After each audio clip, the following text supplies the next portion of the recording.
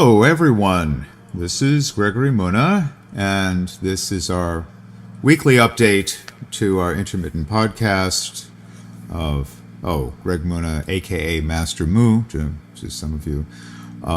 This is our update for Sunday, 1st, 2025, for Art is the Church of God the Creator. And today is a special day. Today is the opening night of the Metropolitan here in New York, of the Metropolitan Opera's 2025 season. And they're beginning with a Metropolitan Opera premiere of a new opera, which just had its world premiere the past March at the Indiana University Jacobs School of Music, of a new opera entitled The Amazing Adventures of Cavalier and Clay. The composer is a colleague of mine, Mason Bates. We both studied with David Del Tredici. Libretto by Gene Scher, who's also himself, a terrific librettist. He did the libretto for Moby Dick last season, which I thought was an excellent libretto of an unadaptable source text. And the source text here is the book by Michael Chabon. Here it is. I'm trying to get it focused on the screen here. The Amazing Adventures of Cavalier and Clay. Here it is. Okay. And which won the Pulitzer Prize. It was written in 2000. I think it won the 2001 Pulitzer Prize. Won the National Book Award. It won a zillion awards back then. And I've been reading it, and some of my students have been reading it as well.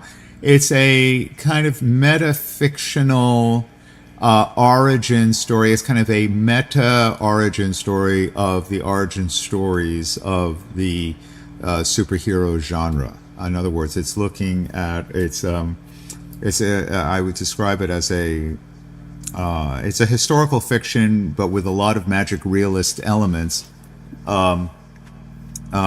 To create a kind of a composite picture of the birth of the superhero genre in the American comic book and the transformation of the sort of low-quality pulp comics into a dynamic and higher-level sort of popular artistic expression and the transition from the Depression to World War II. So the action starts in 1939.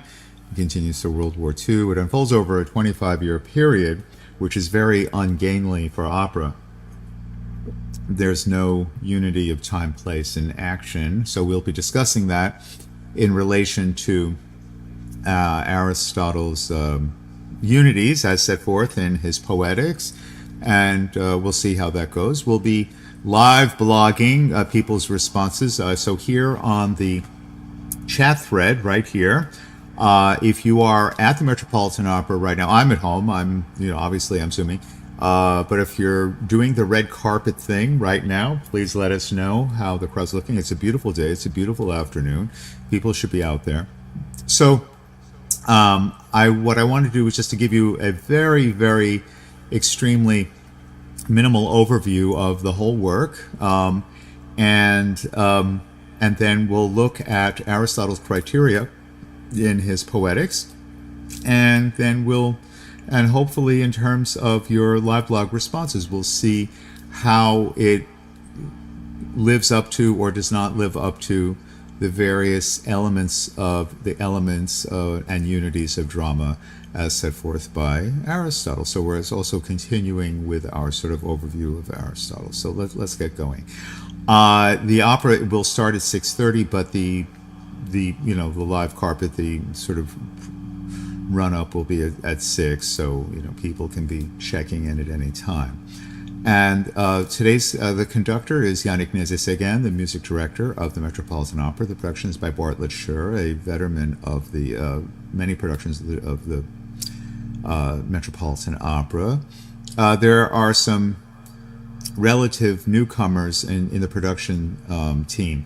Set lighting and video design, 59 Studio. Costume designer Jennifer Muller is making her debut. The sound designer Rick Jacobson is also making his debut.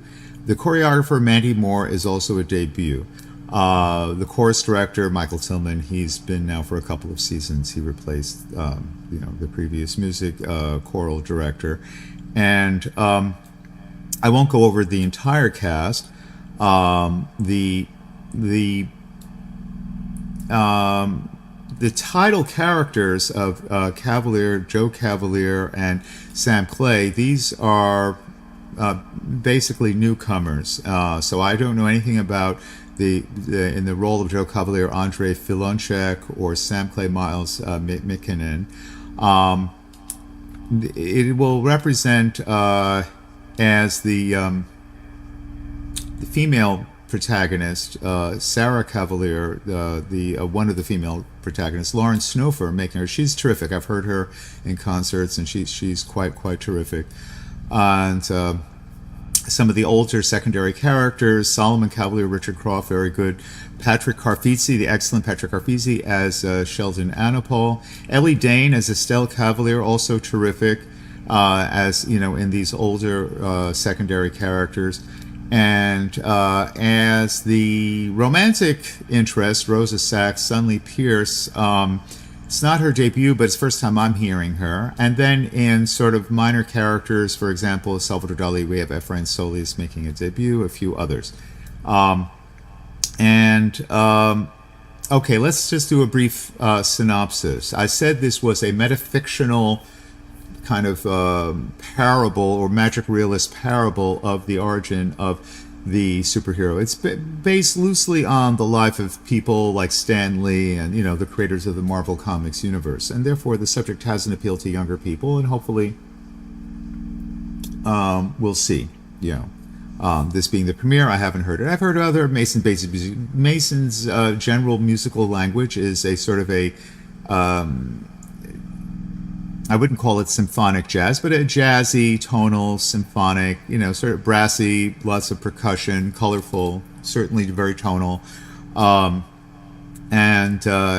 he also has an experience as a DJ, so there's electronica. So there is, he always mixes together sort of a lot, and I like that. I do that in my own music as well. I use a pre-recorded electronica elements, which design with live music. So Mason and I are, we're coming from a similar perspective on that.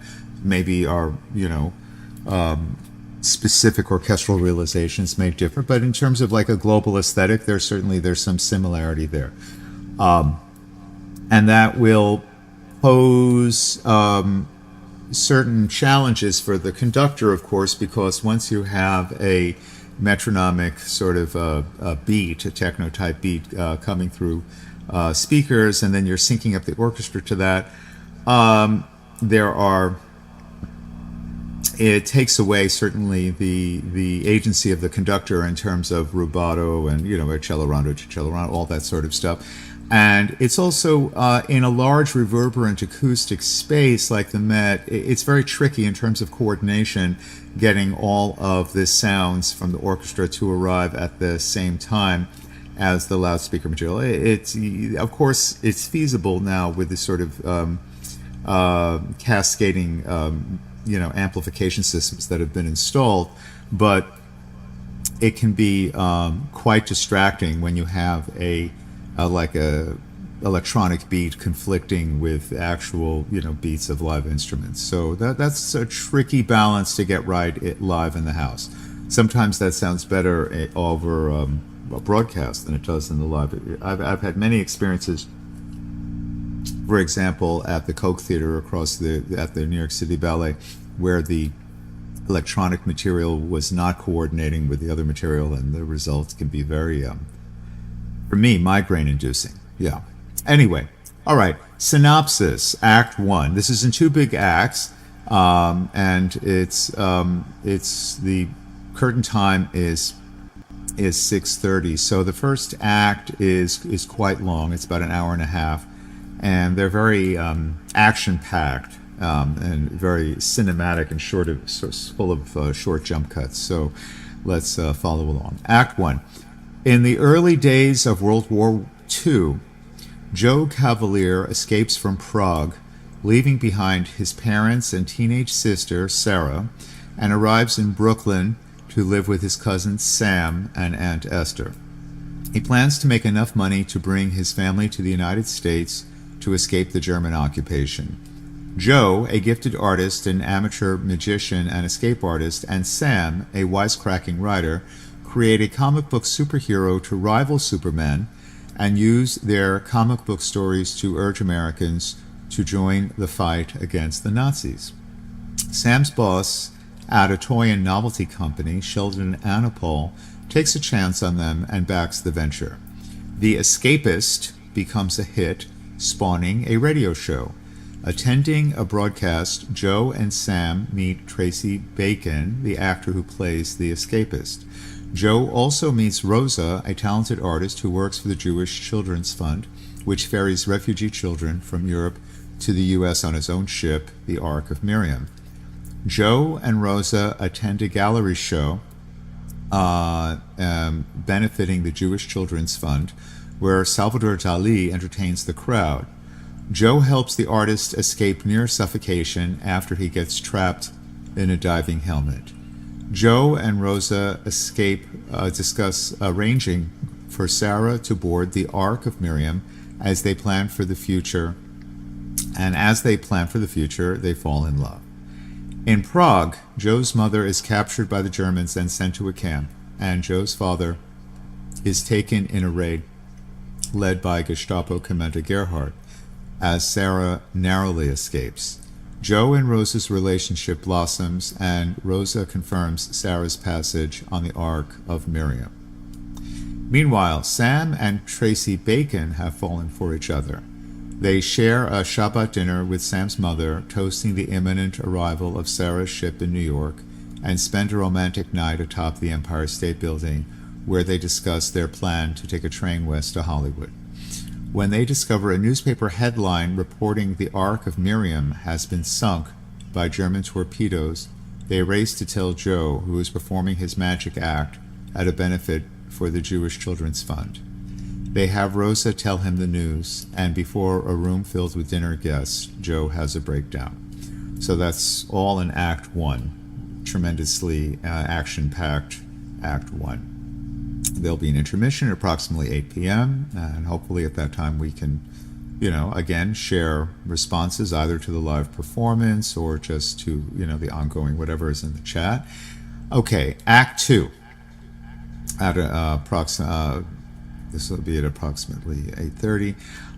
Joe's mental deterioration continues, worsened by the news of his parents' and sister's deaths. Hiding out in a warehouse, he imagines a surreal confrontation with Gerhard. Rosa, meanwhile, hasn't heard anything from Joe for weeks and can't find him anywhere. Acting on a clue, she goes to the warehouse and finds a makeshift studio Joe has set up but has trashed, a sign of his fraught mental state. Rosa also finds evidence indicating that Joe enlisted in the military and has shipped out. Sam, meanwhile, is attending a going-away party for Tracy, who has joined the military. The party turns out to be an exclusively gay affair, and when it is raided by the FBI, Sam hides while the others are arrested. A lingering FBI agent discovers Sam and sexually assaults him.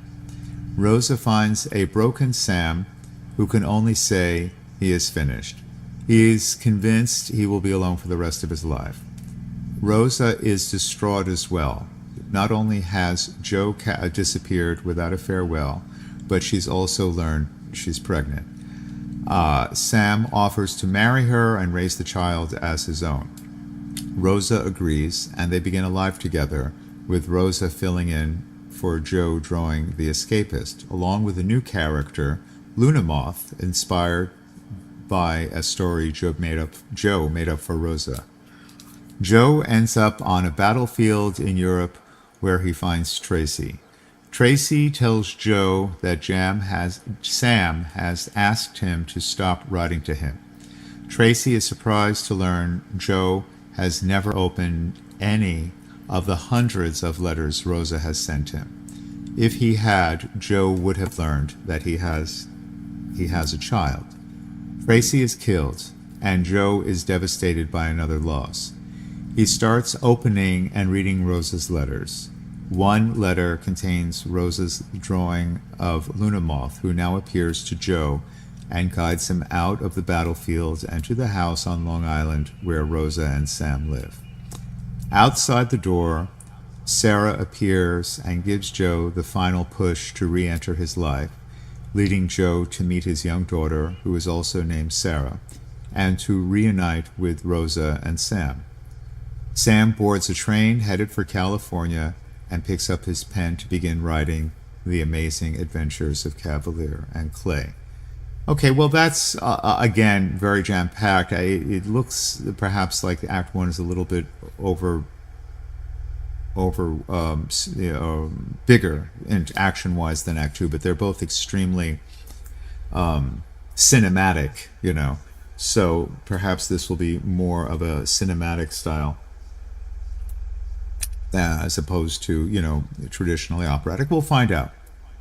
And I'm not going to just read through all the programs because I want to get onto the Aristotelian criteria that we'll be evaluating it by. But obviously there is a realistic historical subplot about the U.S. entrance into World War II, the Holocaust survivors, and young guys coming of age with the outbreak of the war, and and obviously the other personal issues that are involved in there.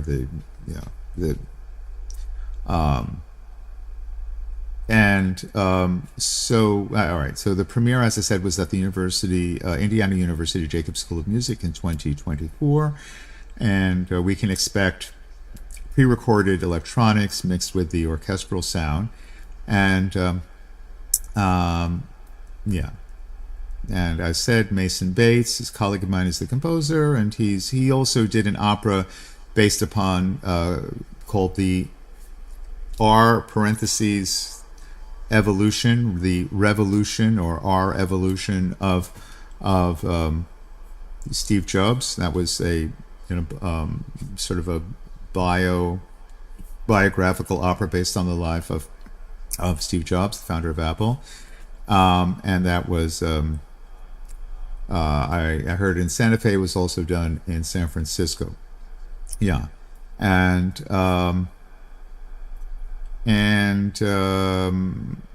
let's see here. As far as I know, the author Michael Chabon has not been directly involved in the writing of the libretto or anything like that. So we'll see how the librettist Gene Scher, how he adapted the material. Having read through a good chunk of the novel, not the whole thing, I can see that as very, very obviously when you are adapting a big novel, 600-page novel, down to an opera. I mean, novels don't really adapt well to operas. Short stories, yes, because short stories tend to be more compact and have more unity of time, place, and action. Even long short stories, novellas, like Billy Budd, is a much more operatic source material than Moby Dick, even though they both have one setting, basically, a shipboard. There's just so much material that you have to telescope in a novel, to make it work on stage. And this basic problem with creating a credible operatic narrative, this was addressed, back probably in the 1790s or early 1800s by Schopenhauer, who said that the mechanics of presenting a story credibly on stage with music are so cumbersome that by definition the vast majorities of operas fail. What Schopenhauer said I think was really quite on the money. I don't have his text right in front of me, but I'm paraphrasing Schopenhauer, who said that in opera, only the greatest masterpieces are tolerable. That the vast majority of opera, by very definition, is unendurable. And that only the great. But the flip side of Schopenhauer's rather sort of like sourpuss dictum, that only the greatest masterpieces are tolerable, means that what has survived in the repertory are all great masterpieces. So if something has been revived over decades and has survived, for like say more than 50 years. And sometimes works are initially popular and then disappear, but if something has even if it's been initially eclipsed, maybe if it has eventually established itself over, say, a 50 or 200-year period as a recurrent repertory thing, then you can really be assured that this really is a masterpiece, not just a random, sort of enthusiasm, or a fad. So of course we're all concerned about renewing the repertory and not letting it become a completely museum art form. So the Met is to be lauded for putting a new opera on its opening night by a living composer. I've always said that opening night at a major opera house, any major opera house in the world, should be a commissioned world premiere of a new work, of a good faith, honest attempt to expand the repertory. And of course, that will largely depend upon the taste and the sensibility of the top management and the general directors of those houses. And in this case, Peter Gelb, we simply have to trust the taste of Peter Gelb, and I'm not going to make any political comments. I believe his heart is in the right place. I believe he is in good faith, sincerely trying to expand the repertory. I think he is trying to reach out to composers who are not antagonistic to audiences, who are trying to, actually create works that will be of interest to their audiences, even if they are perhaps of less interest to critics or to fellow composers. I am a fellow composer, and I'm a sort of an erstwhile critic in the sense that I'm speaking right now. I mean, so in that sense, I'm an amateur critic, right?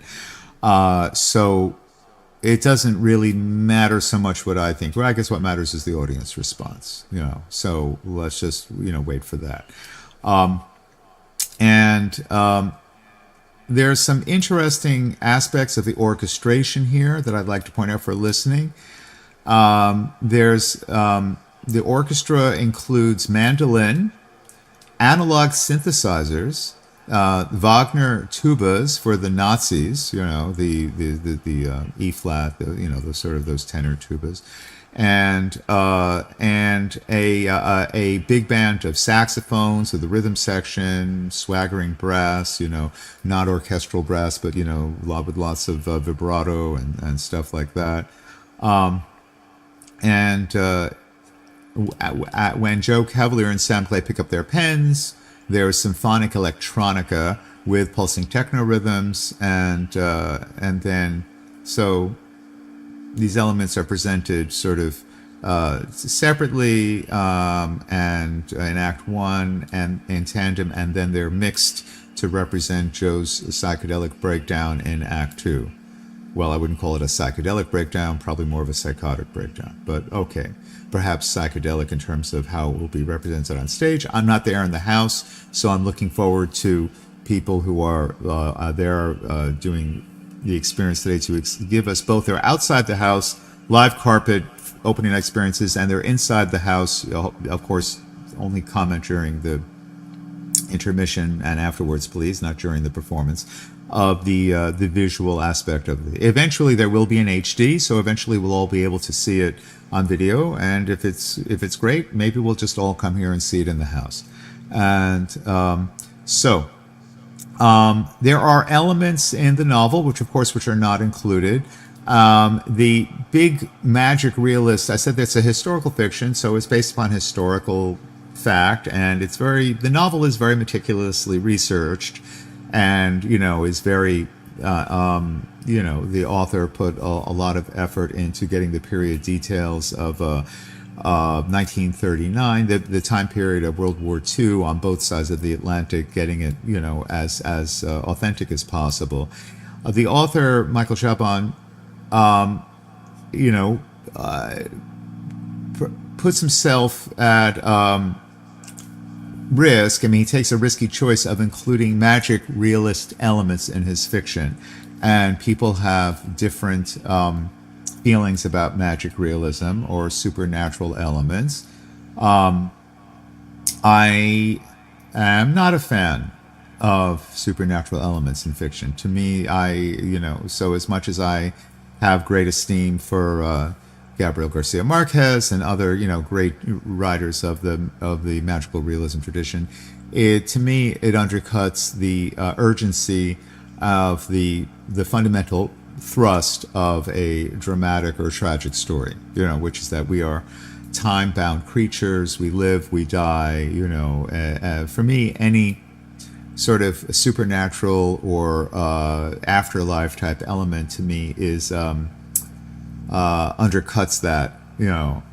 What makes the supernatural elements, for example, for me in Shakespeare work, is that they're usually, like in Hamlet or Macbeth, in the nature of a private hallucination, which is not objectively real to anyone other than the subject experiencing it. So, they can also be interpreted as hallucinations rather than like objective, supernatural spirits.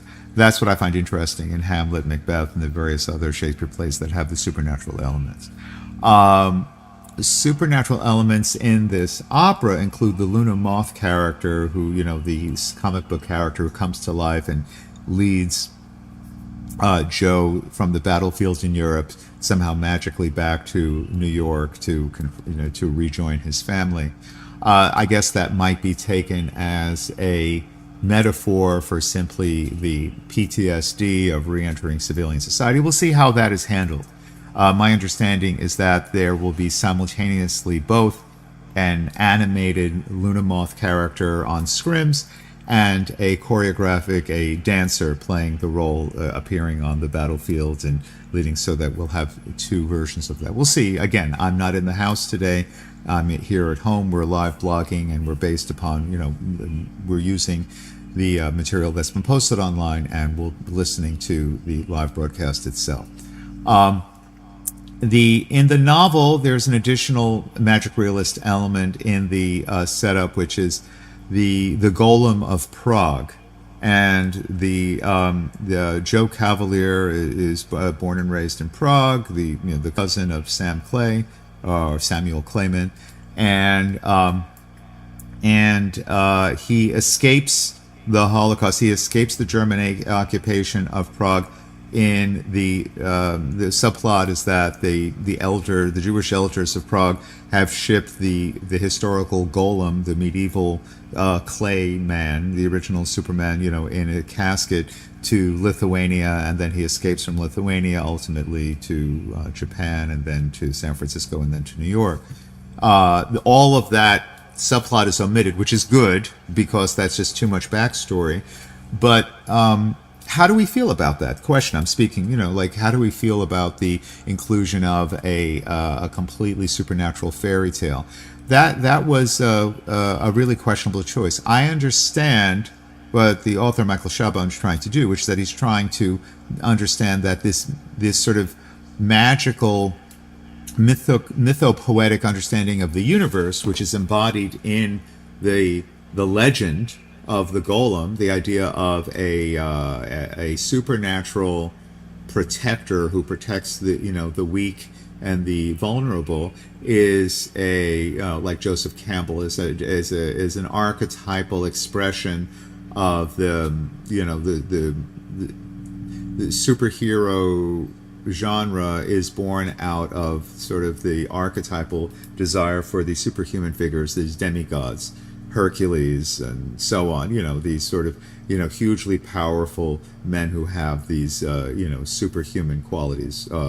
We could have, not only in Greek mythology, we might have in biblical terms, we might have figures like Samson, a figure of superhuman strength who protects his people and, is able to destroy the enemies, etc., etc. But maybe we'll talk about Samson in another context another time. Perhaps maybe we will read Samson Agonistes of John Milton, or perhaps listen to Handel's oratorio Samson, which is very sadly and tragically relevant to our present-day news. But we're not talking politics today. So let's see let's review the criteria for drama as set up in the Poetics of Aristotle. I previously read part one of Aristotle's Poetics, establishing that all of art, according to Aristotle, is based upon the imitation of nature. And this is very Aristotelian, because for Aristotle, nature comes first. Everything comes from nature, everything comes from the material world.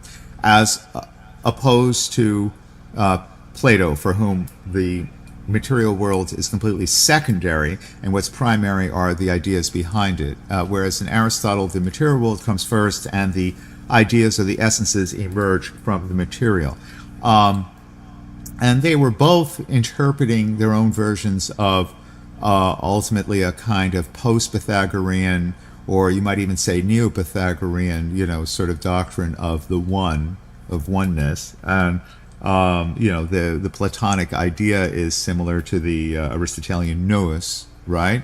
But Aristotelian nous emerges is latent in matter and emerges from matter, and is immanentist in a way which is quite different from the Platonic realism, which is, of course, the unresolved contradiction, or you could say paradox if you wanted, but I really think it's a contradiction of Platonism, is that it espouses the oneness, the one of Pythagoreanism, but by making this absolute distinction between the sort of the ideal and the real, Platonic realism, it really is functionally dualistic, although officially monistic. I think that's the sort of the bad faith or unresolved contradiction in Platonism. And I wouldn't say that I'm totally on board with Aristotle, but I'm definitely more on Team Aristotle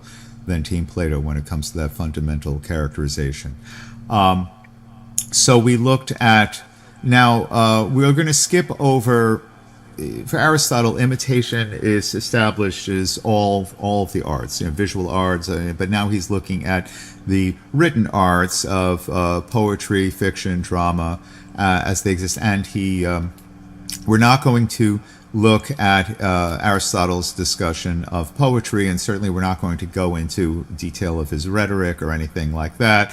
And we're also going to skip over comedy, and because in comedy that's dealing with less important subjects and like lower types of characters. I'll briefly read a couple of excerpts before we talk about the 6 elements of drama. All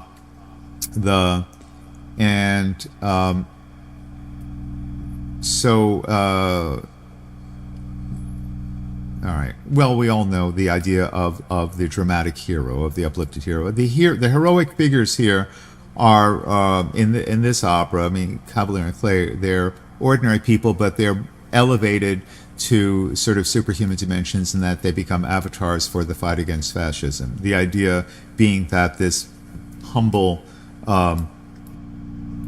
demotic art form, the comic books, was able to turn the tide of public opinion from indifference to active opposition to fascism. And that is true. Comic books, Hollywood movies. I mean, in 1939, in the eve of World War II, the American public was completely still burnt out from the sort of unaddressed trauma of the veterans of World War I, and was completely isolationist and was not willing to address the horrors of Nazism, and this is one reason why it got so bad. Yeah. And all right, so we'll skip over his discussions of poetry and the and his sort of talks about he gives a sort of a capsule origin of comedy, comedy origin of tragedy. Okay, in terms of a serious representation of a serious subject, which this is, for Aristotle, would fall under the category of tragedy. And so, to quote from Aristotle directly from section 6 of his Poetics, he says, "Tragedy, then, is an imitation of an action that is serious, complete, and of a certain magnitude. Okay, so again, Aristotle's first principle is imitation. Imitation that art reflects life and art reflects the material world that we live in. So a tragedy, meaning an elevated drama, is an imitation of an action in the real world which is serious, complete, and of a certain magnitude. So do we have serious, complete? Yes, we do. World War II, serious, complete. It began, middle, and end, and of a tremendous magnitude. It changed the whole order of the world of the 20th century, and we are still living in its repercussions now, today, nearly 100 years later. Number one. Okay, so that criterion is met in the subject matter here. Tragedy is in language embellished with each kind of artistic ornament, and the several kinds being found in several parts of the play. So language, elevated language. So important action, important language. The novel has elevated language. I will say Michael Chabon's language is quite elegant and poetic and very impressive. He has a very apt and poetic descriptive sense. What we hope that the librettist Gene Scher will be able to preserve some of that, and that will also be split, largely between the librettist and the composer to fill in that poetic quality of imitation in the music as well as in the libretto itself. Language embellished with each kind of artistic ornament, and several kinds being found in separate parts of the play, in the form of action, not of narrative. And this is the important thing for Aristotle, which is do, don't say. And this is extraordinarily important for a libretto, that we see the actions and that it not be spoken, that it's not that show, do not speak. Through pity and fear, effecting the proper purgation of these emotions. Okay, so this is where the music comes in. Hopefully the music will affect in us pity and fear, and so that we can experience a proper purgation of the emotions, of the horror of World War II and the death and destruction of the Holocaust and all of that, and the pity and fear of the protagonist. So hopefully we will have this through the music and through the words of the libretto. Getting back to Aristotle, by language embellished, I mean language into which rhythm, harmony, and song enter. Okay, this is extremely important. Aristotle's ideal of theater is musical theater. Rhythm, harmony, and song, in which there is actual singing, and solo singing and collective singing. So he says song, harmony, and rhythm, a percussive element, because also essential for Aristotle is that the stage action be dance-like and choreographed, so that the stage action is rhythmically harmonious, choreographed, and has the elegance of a dance-like movement. Yes. By these several kinds and separate parts, I mean that some parts are rendered through the medium in verse alone, others again with the aid of song. Okay, again, like opera, there are more prosaic parts, which are like recit or Sprechstimme, and then other parts which are fully sung, like arias. So some alternation of recitative and more fully melodic singing, and not just a continuous declamation. Now, as tragic imitation implies persons acting, it necessarily follows, in the first place, that spectacular equipment will be a part of tragedy. Spectacular equipment. So, spectacle is extraordinarily important for Aristotle. That they're visual. That we not only are looking at the actors on stage, but that there is a unity of spectacle. And actually, we'll come back to when we talk about the unities later. Next, song and diction, for these are the medium of imitation. By diction, and again, the Greek is lexis. I mean, he was talking about the theme, which is the dianoia, that we have characters, the ethos, right? That we have an important story. The story is the mythos, right? And then he was talking about the song, which is the melos, the spectacle, which is the opsis, and now he is talking about the language. By diction, I mean the mere metrical arrangements of the words. As for song, it is a term whose every sense everyone understands. By diction, Aristotle wants metrically memorable language that we can repeat because it has a memorable rhythm and it has a memorable quality. What we would say in modern terms, catchphrases. Right? And again, he repeats his main idea. Tragedy is the imitation of an action, and an action implies personal agents who necessarily possess certain distinctive qualities both of character and thought.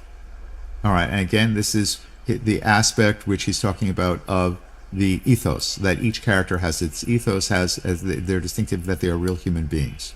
All right? For it is by these that we qualify actions themselves, and these, thought and character. Thought, subject is dianoia, important subject matter.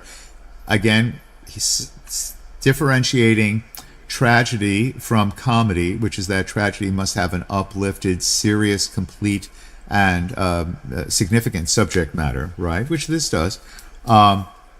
Are the two natural causes from which actions spring, and on action, again, all success or failure depends. Okay, so hopefully there will be plenty of significant action on stage. The libretto, the synopsis is certainly action-packed, so we'll see how that goes. But too much action becomes distracting. If there's just too much action that is not connected together, so we'll have to see if the direction is able to shape all of this action into one continuous arc. This will be the real question. All right, hence, the plot is the imitation of the action. For by plot, I mean the arrangement of the incidents, right? The exposition, the development, the climax, and so on. By character, I mean in virtue of which we ascribe certain qualities to the agents. Thought is required wherever a statement is proved, or it may be a general truth enunciated. Every tragedy, therefore, must have 6 parts, which parts determine. Every tragedy has 6 parts, and which parts determine its quality, namely plot, character, diction, thought, spectacle, song. All right, plot. Again, this is the English translation of the mythos. Character is ethos, right? Diction, lexis. Thought, dianoia. Spectacle is opsis, song, melos. 2 of the parts constitute the medium of imitation, 1 the manner, and 3 the objects of imitation, and these complete the list. These elements have been employed, we may say, by poets to a man. In fact, every play contains spectacular elements, as well as character, plot, diction, song, and thought. But most important of all is the structure of the incidents. Okay, the plot, right? For tragedy is an imitation not of men, but of an action and of life. Okay, so it's not just like an evening with so-and-so. It's not just one of these things where we're just a biographical, we're in somebody's living room and just talking to a recreation of a person, but of action and of life. Okay? Tragedy is an imitation not of men, but of an action and of life, and life consists in action, and its end is a mode of action, not a quality. My commentary here is that Aristotle here is weighing in on the perennial debate of vita activa versus vita contemplativa. He is absolutely weighing in for team vita activa, as the active life versus the contemplative life. We might say that perhaps Plato is more the vita contemplativa type. although he had a very active life himself. So, life consists in action, and its end is a mode of action, not a quality. Now, character determines men's qualities, but it is by their actions that they are happy or the reverse. So, a little bit of practical wisdom here from Aristotle. Character determines men's qualities, but it is by their actions that they are happy or the reverse. So, interesting. He does not quite say character is destiny. He says it's your quality, but your destiny is really determined, according to Aristotle, by your actions. Rather, they are happy or the reverse. Dramatic action, therefore, is not with a view to the representation of character. Character comes in as subsidiary to the action. So Aristotle's implying a hierarchy here, where plot is the overwhelmingly most important, is at the pinnacle, and then supporting plot is character. That all these elements are essential, but he's still establishing a hierarchy which puts plot, mythos, at the very top. Okay. And hence, the incidents and the plot are the end of a tragedy, and the end is the chief thing of all. All right? So the dramatic continuity, the movement of the incidents is the most important. Again, without action, there cannot be a tragedy. There may be without character. The tragedies of most of our modern poets fail in the rendering of character, and of poets in general this is often true. It is the same in painting. Here lies a difference, and then he gives examples for painting. We'll skip over that because we're not talking about visual arts today. We're talking about music, but we'll perhaps come back to Aristotle's ideas of visual arts some other time. He gives examples from contemporary visual artists, Zeuxis and Polygnotus. And again, if you string together a set of speeches expressive of character and well finished in point of diction and thought, you will not produce the essential tragic effect nearly so well as with a play which, however deficient in these respects, yet has a plot and artistically constructed incidents, besides which the most powerful elements of emotional interest in the tragedy, peripeteia or reversal of the situation, and recognition scenes are parts of the plot. Peripeteia and reversal and the recognition is the ananorisis. He doesn't use that's not in this translation. So peripeteia, the sudden reversal, the turning the tables, and ananorisis, the moment of recognition, the moment of truth, are parts of the plot. According to Aristotle, these are the two elements that drive the climax. Further proof is that novices in the art attain to finish of diction and precision of portraiture before they can construct the plot. It is the same with almost all the early poets. The plot, then, is the first principle, and as it were, the soul of a tragedy. Character holds the second place. So plot first, character second. Similar fact seen in painting. The most beautiful colors laid on confusedly will not give as much pleasure as the chalk outline of a portrait. The outline more important than the colors, right? The plot more important than the characters, right? Very good analogy. Thus, tragedy is the imitation of an action and of the agents mainly with a view to the thought, to the action. All right, sorry. The tragedy is the imitation of an action and of the agents mainly with a view to the action, plot, and the characters. Third in order is thought, that is saying, the faculty of saying what is possible and pertinent in a given circumstance. In the case of oratory, this is the function of the political art and the art of rhetoric, and so indeed the older poets make their characters speak the language of civic life. The poets of our time, the language of the rhetoricians. Character is that which reveals moral purpose, showing what kind of things a man chooses or avoids. Speeches, therefore, which do not make this manifest, or in which the speaker does not choose to avoid anything whatever, are not expressive of character. Thought, on the other hand, is found where something is proved to be or not to be, or a general maxim is enunciated. So, thought is the Greek term dianoia, might be better translated as theme, as substantial thematic material. So what is the theme here? So we have a very big historical setting here. I think the theme of the novel is the metafictional creation of archetypal allegorization through like superheroes as a contemporary representation of sort of this eternal manifestation of this sort of demigod-like archetypal vision of heroism, and how is it just escapism? The character is called the escapist.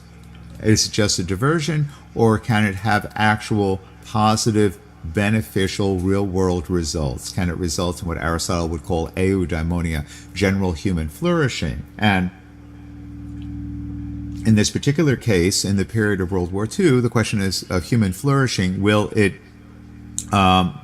function to promote democracy against oligarchy, democracy against fascism, authoritarianism? Yes. So that is the dianoia, that is the theme here, and I do hope that the opera focuses on that it keeps it focused on the battle against oligarchy throughout history, and specifically in the specific historical context of World War II, the battle against fascism, and in favor of through popular art, the role of popular art in promoting democracy over fascism. Fourth among the elements enumerated comes diction, by which I mean, as has already been said, the expression of the meaning in words, and its essence is the same in both verse and prose. Diction, again, the Greek word is lexis, is memorable language. This is a very important. Verdi, in his librettos, calls it the parole scenica, the words that speak, the words which are scenic words, language which jump out off the page. And Gene Scher is a gifted librettist. He showed a lot of gift in taking sort of the verbosity and the wordiness of Melville's Moby Dick and getting some pithy catchphrases that really summarized up the situation well. So I'm really hoping well for that. Okay, and next he says, of the remaining elements, song holds the chief place among the embellishments.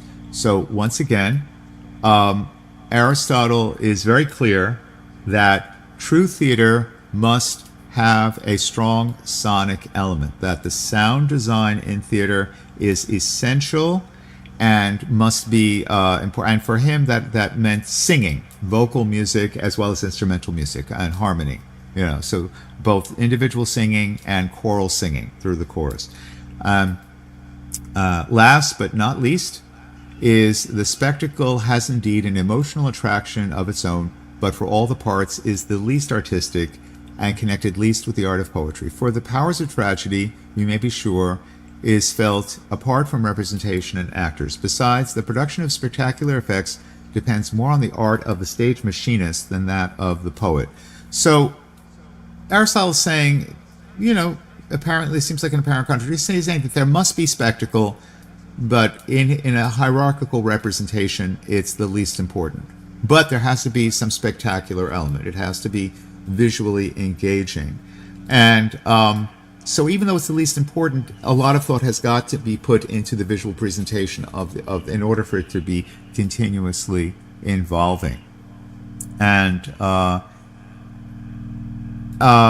just want to skip ahead that for Aristotle, these six elements are really inseparable from the idea of unity. Unity, of course, is the Pythagorean idea of the one. So each of these six elements must form a unity, but each of the elements must be a unity in and of itself. There must be a unity of action. There must be a unity of character, a unity of plot, a unity of diction, a unity of song, and unity of thought. Okay, and generally we only think about unity of action, but the other elements must be unified as well, and that we are experiencing a higher level meta unity, or like a para unity of the six independent elements which are unfolding simultaneously on the stage. And this is what gives theater its particularly intoxicating quality. Let's read a little bit more of Aristotle's idea of dramatic unity. These principles being established, we're now in section 7 of Aristotle's Poetics. These principles being established, let us now discuss the proper structure of the plot, since this is the first and most important thing in tragedy. Okay? Now, according to our definition, tragedy is an imitation of an action that is complete and whole and of a certain magnitude. Again, those are his 3 criteria: complete, whole, of a certain magnitude. Right? For there may be a whole that is wanting in magnitude. A whole which has a whole is that which has a beginning, a middle, and an end. And this plot covers the beginning, middle, and end of World War II, so that follows that. A beginning is that which does not follow anything by causal necessity, but after which something naturally is or comes to be. An end, on the contrary, is that which naturally follows some other thing, either by necessity or by rule, and has nothing following it. A middle is that which follows something as some other thing follows it. A well-constructed plot, therefore, must either begin nor end at haphazard, but conform to these principles. Again, a beautiful object, whether it be a living organism or any whole composed of parts, must not only have an orderly arrangement of parts, but also be of a certain magnitude. For beauty depends on magnitude and order. Hence, a very small animal organism cannot be beautiful, for the view of it is confused, the object being an almost imperceptible moment of time. He's speaking of like amoeba, paramecia, tiny microscopic creatures, right? Or barely scopic. Nor again can one of vast size be beautiful, for as the eyes cannot take it in all at once. The unity and sense of the whole is therefore lost on the spectator, as for instance there were one of 1,000 miles long. That was perhaps a criticism leveled at the Gene Sher's adaptation of Moby Dick, that the subject of Moby Dick is too vast. The whale itself is sort of beyond comprehension, is that by definition sort of impossible to represent as a unity. I'll let others debate that. We're not talking about the Jake Hagee opera Moby Dick that was presented last season. We're talking about this season's premiere, The Amazing Adventures of Cavalier and Clay by Mason Bates and Gene Sher.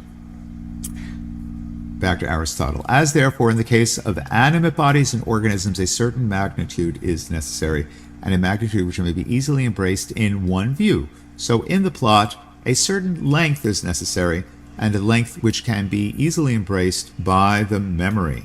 The limit of length in relation to dramatic competition and sensuous presentation is no part of artistic theory, for it has been the rule for 100 tragedies to compete together. The performance would have been regulated by the water clock, as indeed we are told was formerly done. But the limit as fixed by the nature of drama itself is this: the greater the length, the more beautiful will the piece be by reason of its size, provided the whole be perspicuous. Okay, so he's saying the bigger the better, as long as it's all working. And let's continue with Aristotle. And to define the matter roughly, we may say that the proper magnitude is comprised within such limits that the sequence of events, according to the law of probability or necessity, will admit of a change from bad fortune to good, or from good fortune to bad.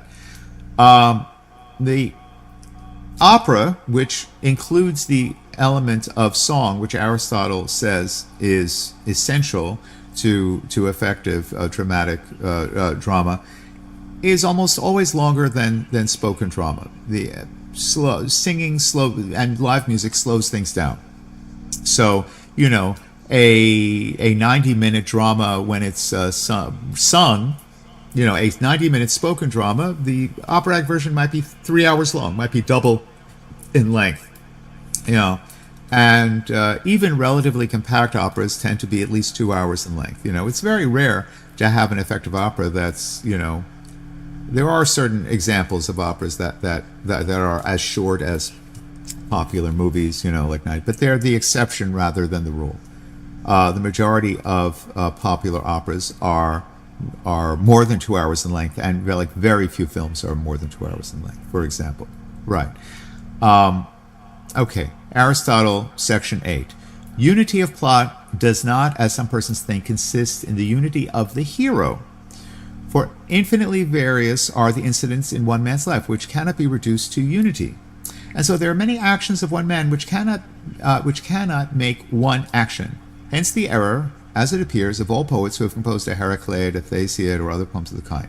They imagine as Heracles was one man, the story of Heracles must also be. They imagine that as Heracles was one man, the story of Heracles must also be a unity. But Homer, as in all else, he is of surpassing merit here too, whether from art or natural genius, seems to have happily discerned the truth. In composing the Odyssey, he did not include all the adventures of Odysseus, such as his wound on Parnassus or his feigned madness, his mustering of the host, incidents of which there was no necessary or probable connection.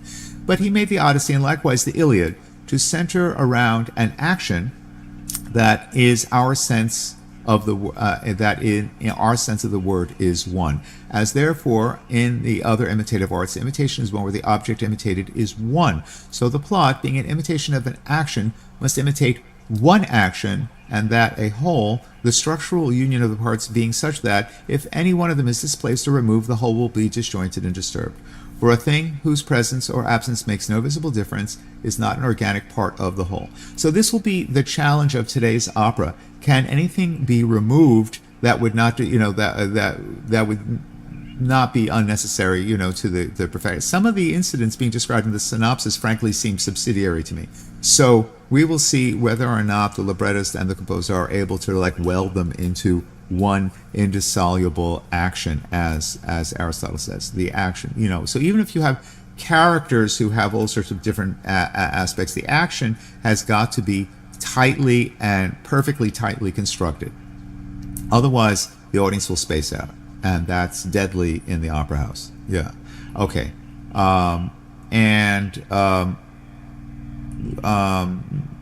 Let's see. All right, let's just quickly summarize section 9 and of the Poetics, and maybe we'll draw a line there. So it is moreover evident from what has been said that it is not the function of the poet to relate what has happened, but what may happen, what is possible according to the law of probability or necessity. The poet and the historian differ not by writing in verse or prose. The work of Herodotus might be put into verse. It would still be a species of history, with meter no less than without it. The true difference is that one relates what has happened, the other what may happen. Poetry, therefore, is a more philosophical and higher thing than history, for poetry tends to express the universal, history the particular. By the universal, I mean how a person of a certain type will on occasion speak or act according to the laws of probability or necessity. And it is this universality which poetry aims at in the name she attaches to the personages. Okay, so now he's talking about history versus artistic representation, dramatic representation. So this is a historical drama. It's based upon historical people, the founders of the superhero comics, and at a specific historical time, the outbreak of World War II. So does the music and do the words of the libretto actually elevate it to the universal, from the particular of the historical? Or are we simply looking at isolated historical personages? Is it historically situated, or does it break beyond that into universal relevance? This is what we will discover tonight in our listening, right? Back to Aristotle. The particular is, for example, what Alcibiades did or suffered. In comedy, this is already apparent, for here the poet first constructs the plot and lines of probability, and then inserts characteristic names. Unlike the lampooners who write about particular individuals, but tragedians still keep to real names. The reason being, what is possible is credible. What has not happened, what we do not feel one sure to be possible, but what has happened is manifestly possible. Otherwise, it would not have happened. Okay, so tragedians are working with real history. So this is all right. This is what we're doing here. We're looking at the real history of World War II. All right. Back to the text. Still, there are some tragedies in which there are only one or two well-known names, the rest being fictitious. In others, none are well-known, as in Agathon's Antheus, where incidents or names are alike or fictitious, yet they give none the less pleasure. We can think of fictitious but very powerful dramas like Star Wars epics and things like that, which are purely archetypal but very powerfully conceived. We must not therefore at all costs keep to received legends, which are the usual subjects of tragedy. Indeed, it would be absurd to attempt it, for even the subjects that are known to only a few yet may give pleasure to all. It clearly follows that the poet or maker, and maker, he's referring to poesis, the poetia, the poet, poesis, the maker in general, right? Poetry as just that which is made, should be the maker of plots rather than that of verses, since he is a poet because he imitates, and what he imitates are actions. And even if he chances to take an historical subject, he is nonetheless the poet. And there is no reason why some events that have actually happened should not conform to the law of the probable and the possible, and in virtue of that quality in them, he is their poet or maker. Of all the plots and actions, the episodic are the worst. I call a plot episodic, in which all the episodes or acts succeed one another without probable or necessary sequence. Bad poets compose such pieces by their own fault. Good poets please the players, not for as they write showpieces for competition. They stretch the plot beyond its capacity, but are often forced to break the natural continuity. So Aristotle is saying, no, avoid all episodic. Of course, there are dramatic episodes, right? Because that's how plot. But do not have illogical, or do not have things that are just concerned. That's just a showpiece. All right. So showpieces are episodic in the worst sense. All right. They're just as he says, inserted for specific performers. Someone coming in and doing their high note specialty or their dance specialty or whatever, in the sense of an episodic old review. Okay.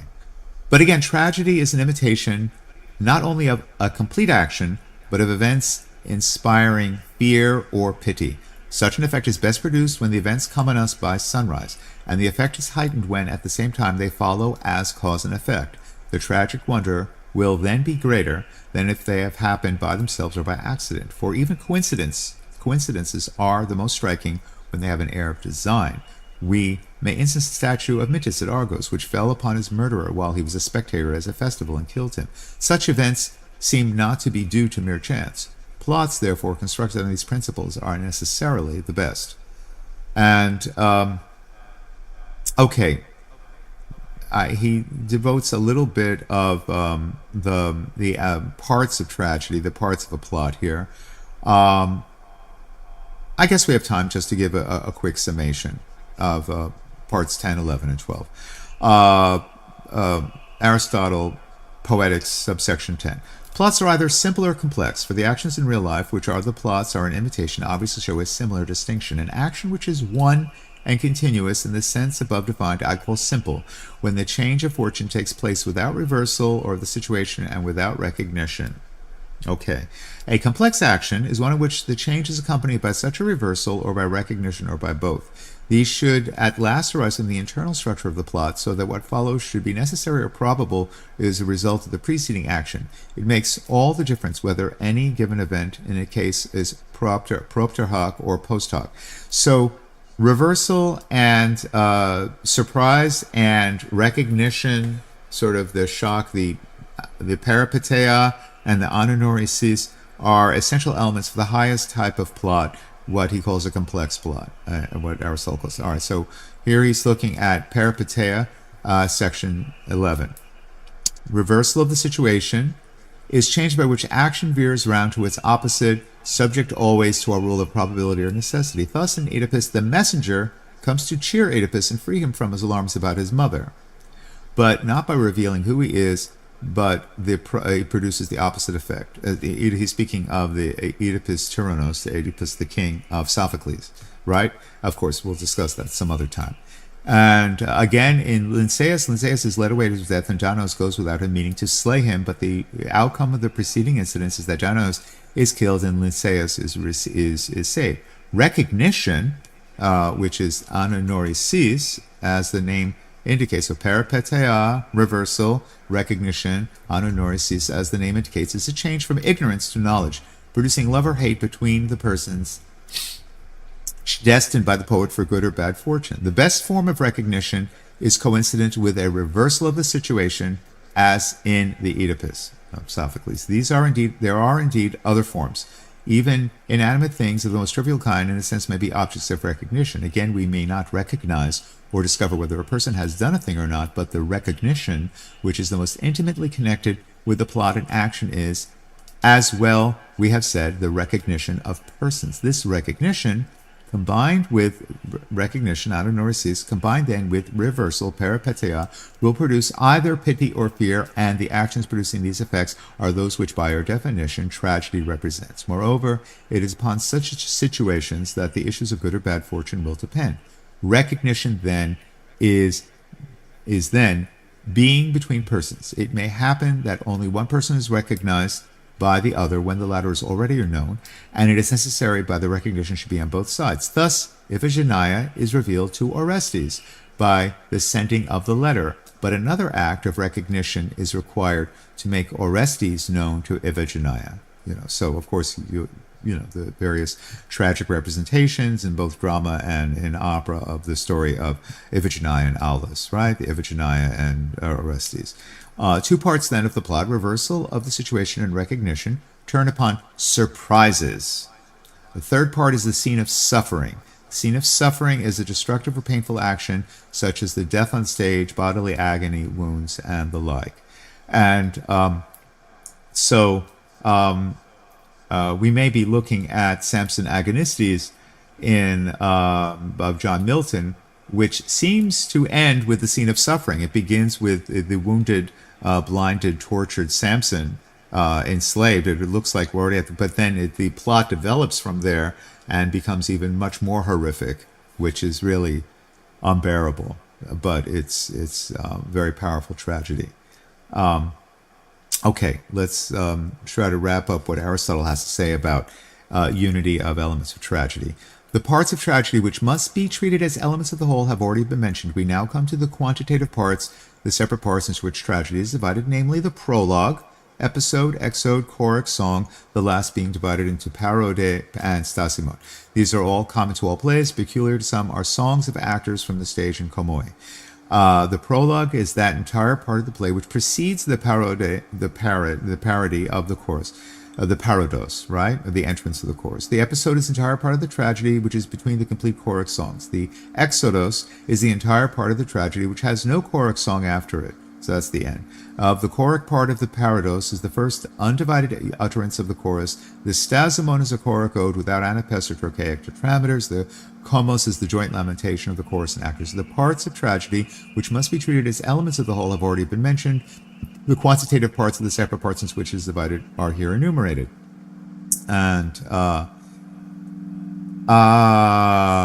he mostly talks about Oedipus and Orestes in section 13 and fear and pity. I think we'll come back to this when we discuss more Oedipus and recognition. What I really want to talk about, what he said about the unities here, is that there is a unity of plot, but Aristotle goes on to say that there is also a unity of character, a unity of diction, a unity of thought, a unity of spectacle, and a unity of music, and that all these have to be unified. And it's very difficult for a collaborative art form, for when you have you have a author of a book and then an adapter and a libretto and a dramaturg and a separate composer and a director all working in a team to create an opera. It's very difficult to create that unity. That's one reason why so many of the greatest operas have been really commandeered by monomaniacal solo creators like Richard Wagner, or else creators like Verdi, who took charge of who worked with librettists, but directed their librettists and managed their librettists, and were very bossy. Did not just accept any libretto, but really demanded radical changes until they were able to create a unity between word and music. So the composer was able to dominate and unify the entire situation, and also dominate the visual representation, the whole representation. The power of the composer to do that has been diluted over the past century, and the composer has become much more of a creator of a background texture. And this creates real problems for the unification of the art form which Aristotle demands. We will see today whether or not the composer, Mason Bates, has been able to establish enough control over the total material, over the libretto, over the direction of the visual representation to create a true unity of the disparate elements of and whether or not we will have unity working along with the elements. So we'll come back to the Poetics of Aristotle in relation to when I think we'll talk about Oedipus and probably about and John Milton. But that's enough for now. Yeah. So again, share your thoughts and your red carpet experiences on today's performance here, right here, on the chat thread right here, and I'll be also reading them and digesting them and giving my analyses and responses in our next episode, and we'll continue our walk through Aristotle's Poetics, and we may also revisit the Zen Poetics and the Rhythmic Poetics of John Cage.